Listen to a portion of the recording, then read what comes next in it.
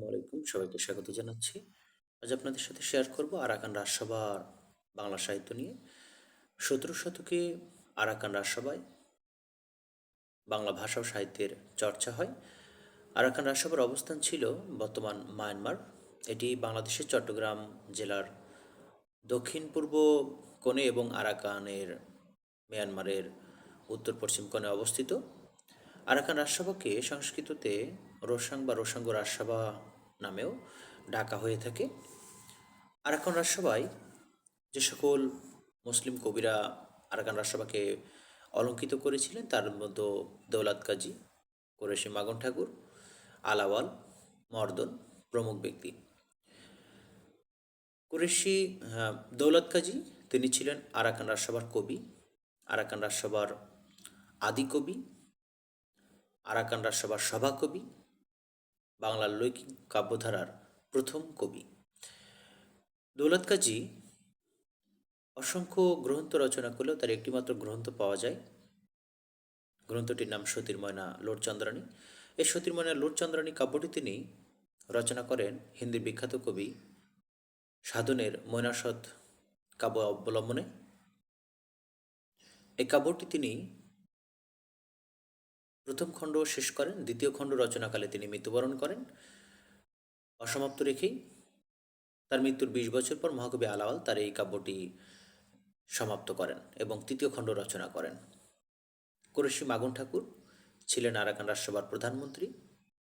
তিনি প্রধানমন্ত্রী থাকার পরেও এত বড় দায়িত্ব সামলেও তিনি সাহিত্য সাধনায় নিজেকে আত্মনিয়োগ করেছিলেন। তার একটিমাত্র গ্রন্থ আছে, চন্দ্রানী বা চন্দ্রাবতী। কুরেশি মাগন ঠাকুরের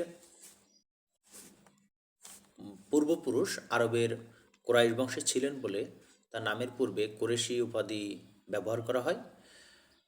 মাগন তার ডাকনাম। ঠাকুর ছিল আরাকান রাজসভার মন্ত্রীদের পদবী। মাগন অর্থ মেঘে নেওয়া বা চেয়ে নেওয়া। আলাওয়াল আলাওয়াল ছিলেন আরাকান রাজসভার কবি, সপ্তদশ শতকের কবি,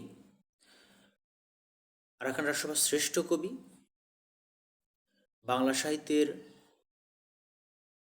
মুসলিম প্রথম মহাকবি হিসেবেও আলাওয়ালের নাম সমাধিক পরিচিত। তিনি আরও বেশি পরিচিত, তাকে পণ্ডিত কবিও বলা হয়ে থাকে। আলাওয়ালের জন্মস্থানীয় অনেক বেশি মতভেদ আছে। আলাওয়ালের জন্মস্থান চট্টগ্রাম জেলার হাটহাজারী উপজেলার ফতেপুর ইউনিয়নের ফতেহাবাদ গ্রাম, বর্তমান জোবরা গ্রামে। আলাওয়ালের সমস্ত সাহিত্যকর্মকে দুটি ভাগে ভাগ করা হয়েছে, মৌলিক সাহিত্য এবং অনুবাদ সাহিত্য। মৌলিক সাহিত্যের মধ্যে আছে রাগতালনামা এবং পদাবলী, এবং অনুবাদ সাহিত্যের মধ্যে আছে দোহপা, সপ্তপৈকর বা হপ্তপৈকর, সেকেন্দারনামা, সয়ফুল মুলুক বদিউজ্জামাল এবং পদ্মাবতী। আলাওয়ালের বিখ্যাত কাব্য পদ্মাবতী।